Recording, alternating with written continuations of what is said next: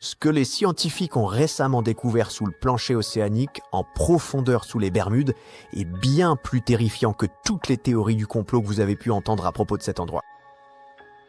Pendant longtemps, les géologues pensaient savoir exactement comment les Bermudes s'étaient formées. On considérait simplement qu'il s'agissait d'un mont sous-marin volcanique éteint, tout ce qu'il y a de plus classique. Mais à la fin de l'année 2025, une étude révolutionnaire a prouvé que notre carte des profondeurs de la Terre était complètement fausse depuis le début. Cette découverte met immédiatement une chose cruciale en évidence. Le plancher océanique est une fondation vivante et solide.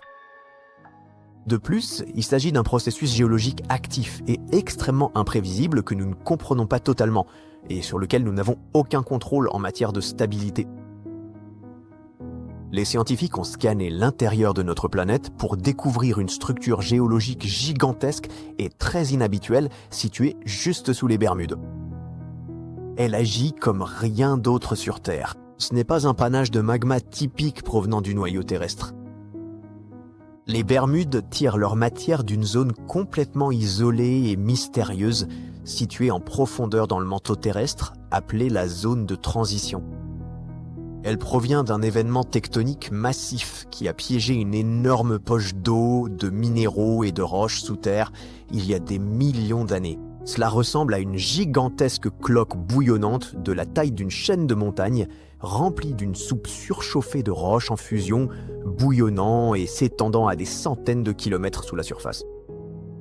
En fondant progressivement, elle a été poussée vers le haut pour finalement former les Bermudes, selon un processus totalement inhabituel.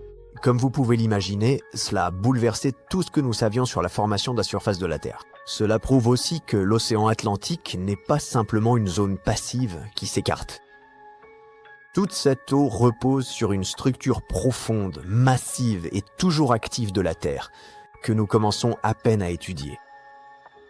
La découverte de cette gigantesque anomalie sous les Bermudes nous montre aussi que, pendant que nous envoyons des robots sur Mars, nous devrions également nous intéresser à ce qui se trouve sous nos pieds.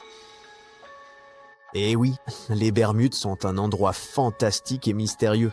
Non pas à cause des avions disparus, mais grâce à un moteur géologique unique qui fonctionne en dessous. Vous avez peut-être vu cette vidéo virale où des youtubeurs ont dissimulé un trésor dans le triangle des Bermudes et où un inconnu a eu l'audace de partir à sa recherche. Il est reparti avec 10 000 $ en poche. Mais, soyons réalistes, son plus grand triomphe a sans doute été d'en sortir indemne. Cette zone maritime périlleuse, située entre la Floride, Porto Rico et les Bermudes, est tristement célèbre pour ses événements mystérieux et inexpliqués.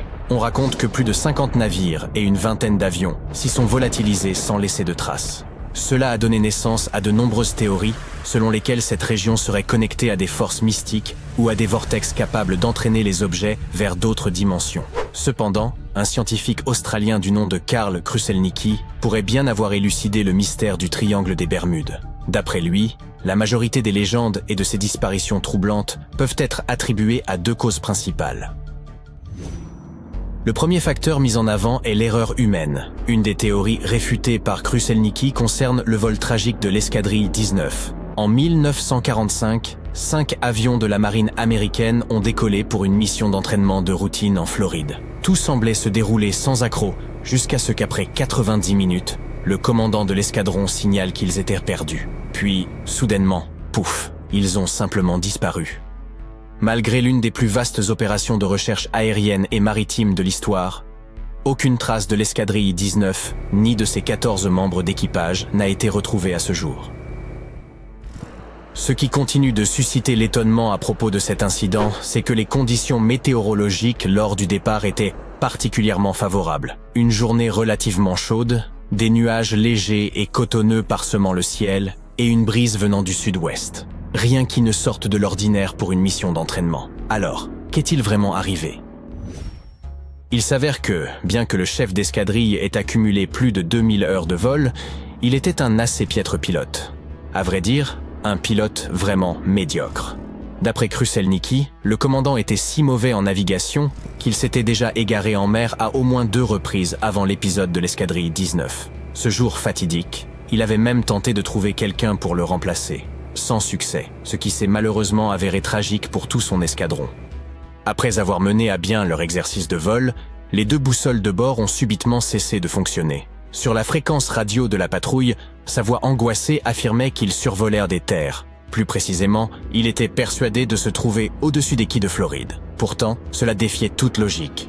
Moins d'1 heure avant, il avait survolé, comme prévu, les hauts fonds de Henson Chicken aux Bahamas. Mais il était à présent convaincu que son avion avait inexplicablement dérivé sur plusieurs centaines de kilomètres pour atteindre les quais de Floride. Une erreur monumentale. Selon les hypothèses les plus crédibles, ce qu'il pensait être les quais de Floride n'était en réalité qu'un groupe de petites îles des Bahamas. C'est là que les choses ont pris une tournure dramatique. Au lieu de corriger sa trajectoire et de revenir vers l'ouest en direction de la Floride, il a continué à voler vers l'est, s'aventurant davantage dans l'océan Atlantique. À court de carburant, son avion s'est abîmé et vous connaissez déjà la suite. Certains partisans de théories alternatives affirment qu'une force malveillante aurait perturbé les 2 boussoles, provoquant leur dysfonctionnement au-dessus de cette région prétendument maudite. Cependant, il faut bien l'admettre, même si une telle hypothèse s'avérait exacte, l'erreur humaine reste le facteur déterminant dans cette tragédie. Le pilote n'aurait jamais dû confondre les îles des Bahamas avec les quais de Floride, pointe à la ligne. Passons maintenant au second facteur qui, selon Kruszelnicki, explique une grande partie des disparitions mystérieuses dans le triangle des Bermudes. Les conditions météorologiques défavorables. De nombreuses tempêtes tropicales et ouragans de l'Atlantique traversent directement le triangle des Bermudes. Avant l'ère des prévisions météorologiques avancées, ces phénomènes naturels étaient responsables de la perte de nombreux navires. Par ailleurs, le Gulf Stream, un puissant courant océanique, traverse également la région.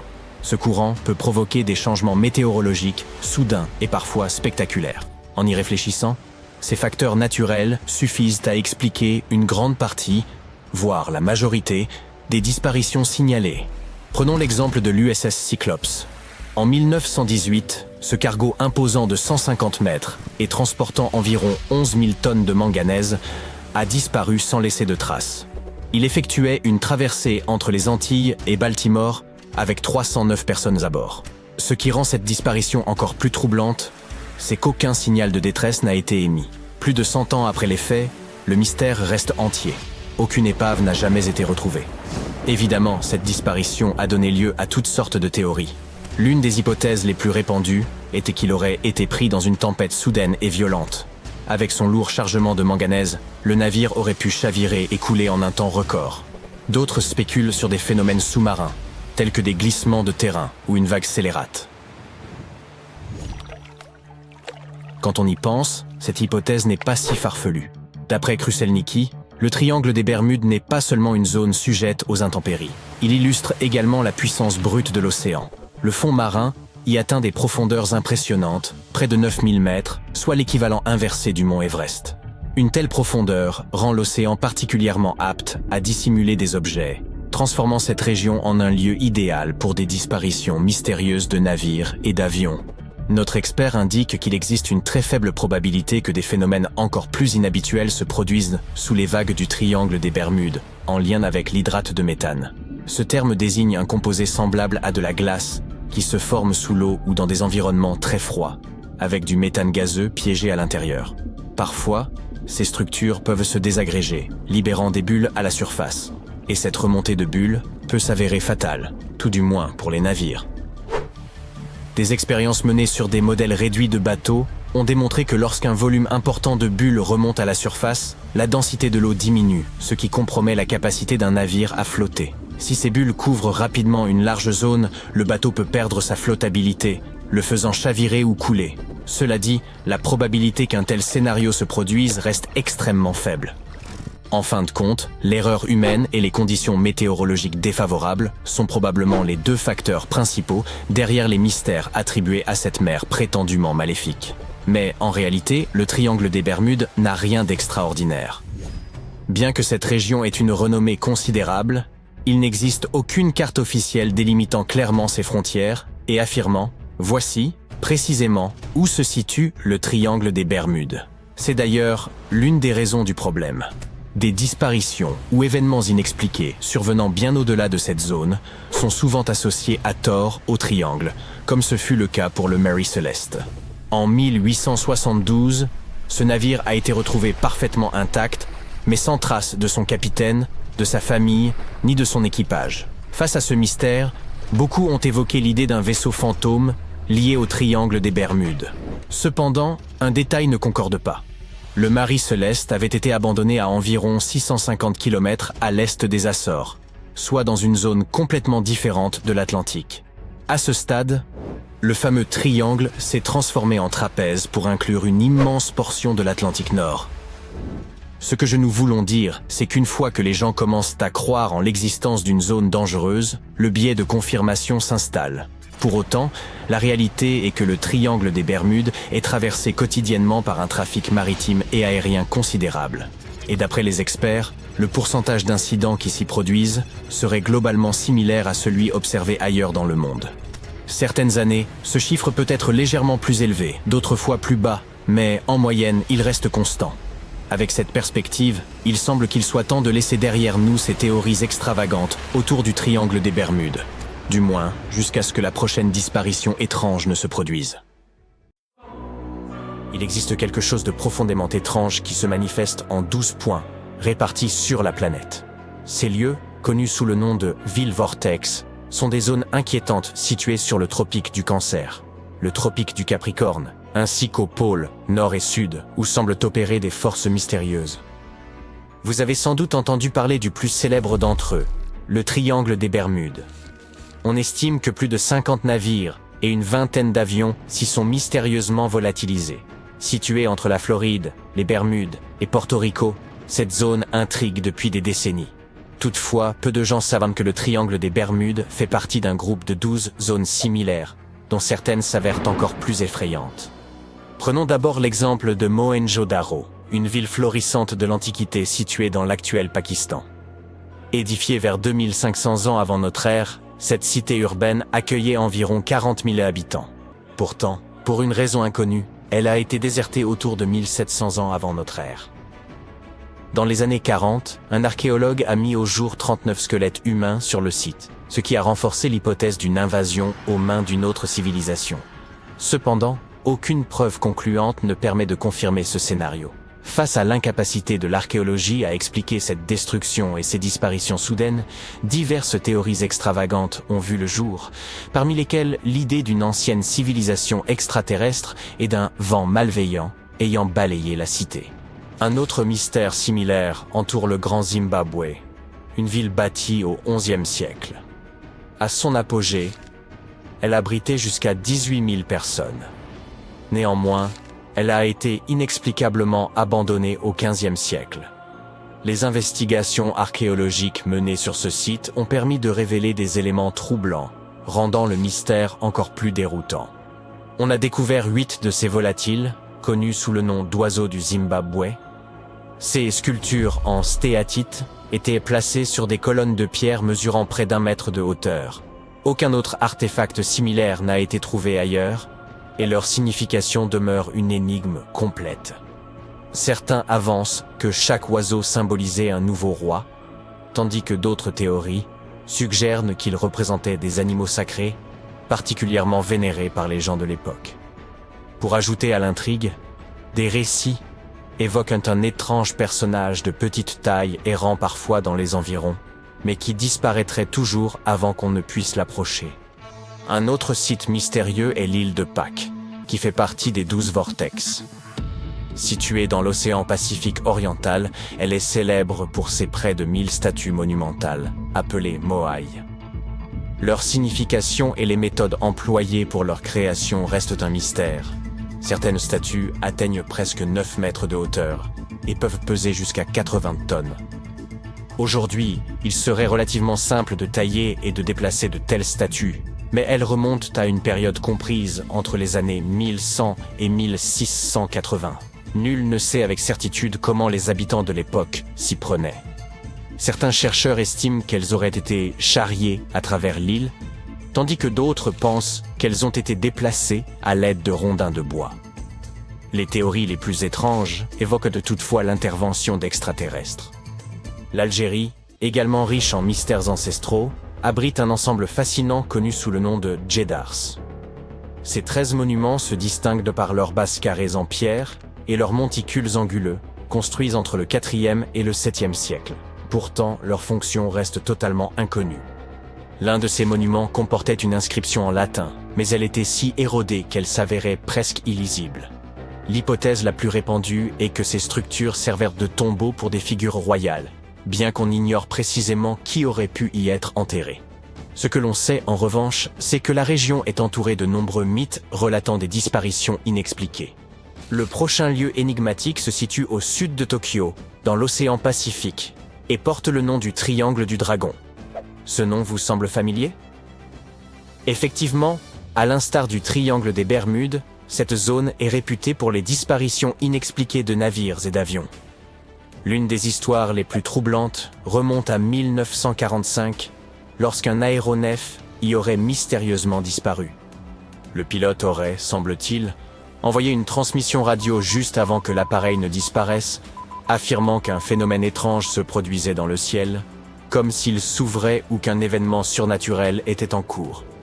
Bien que ce récit soit inquiétant, la vérité qui se cache derrière cette histoire, ainsi que d'autres légendes du Triangle du Dragon, reste encore sujette à débat. En tapant « Volcan Hamakulia » sur Google Earth, vous le localiserez dans la ceinture de feu d'Hawaï. Toutefois, cet endroit est si mystérieux qu'il est difficile de trouver des informations précises à son sujet. Certaines légendes évoquent la présence d'une énergie électrique inhabituelle dans la région.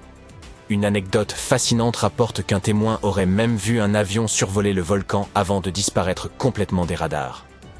Un autre phénomène étrange est l'anomalie de l'Atlantique Sud, une zone terrestre où les radiations naturelles sont totalement ingérables. Si cela n'a pas d'impact direct sur notre quotidien à la surface, les effets sur l'atmosphère terrestre sont conséquents.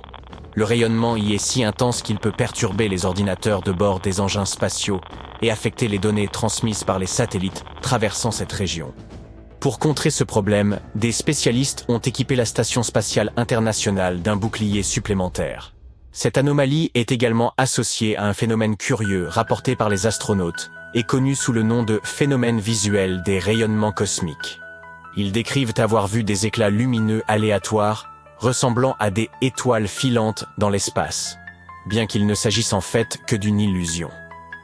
Enfin, du rayonnement aux activités sismiques mystérieuses, le bassin de Wharton, dans l'océan Indien, est un endroit célèbre pour ses événements tectoniques. En avril 2012, un séisme de magnitude 8,6 a secoué cette région, suscitant un grand intérêt scientifique et de nombreuses interrogations. Ce séisme a été considéré comme le plus grand séisme intraplaque jamais enregistré, se produisant au sein d'une plaque tectonique plutôt qu'à ses frontières. Ce phénomène a captivé l'attention des scientifiques, qui émettent désormais l'hypothèse que la région pourrait être en train de créer une nouvelle frontière entre les plaques australiennes et indiennes. Toutefois, ce mystère demeure pour le moment non élucidé. Dirigeons-nous maintenant vers l'océan Pacifique, et plus précisément vers la fosse des Nouvelles-Hébrides.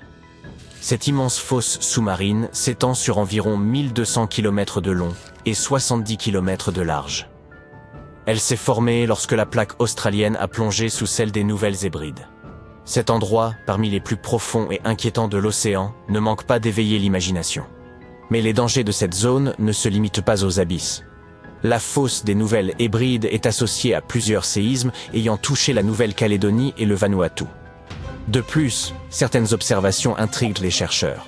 Par exemple, aucune trace de grenadier, l'un des poissons abyssaux les plus répandus, n'a été relevée lors des explorations scientifiques. Pourquoi ce poisson fait-il défaut dans cette fosse spécifique? Peut-être détient-il des réponses que nous ignorons encore. Passons maintenant aux deux derniers villes vortex, le pôle Nord et le pôle Sud. Ces deux endroits, situés aux extrémités opposées de la planète, partagent une caractéristique commune, des disparitions mystérieuses. L'un des cas les plus célèbres au pôle Nord remonte à 1897. 3 intrépides explorateurs, tentant d'atteindre le pôle en montgolfière, n'ont jamais terminé leur périple. Leur disparition demeure aujourd'hui l'un des mystères les plus captivants de l'histoire de l'exploration arctique. Quant au pôle Sud, il est également nimbé de mystères. On estime que des centaines de personnes pourraient reposer sous les couches de neige et de glace de ce continent glacial.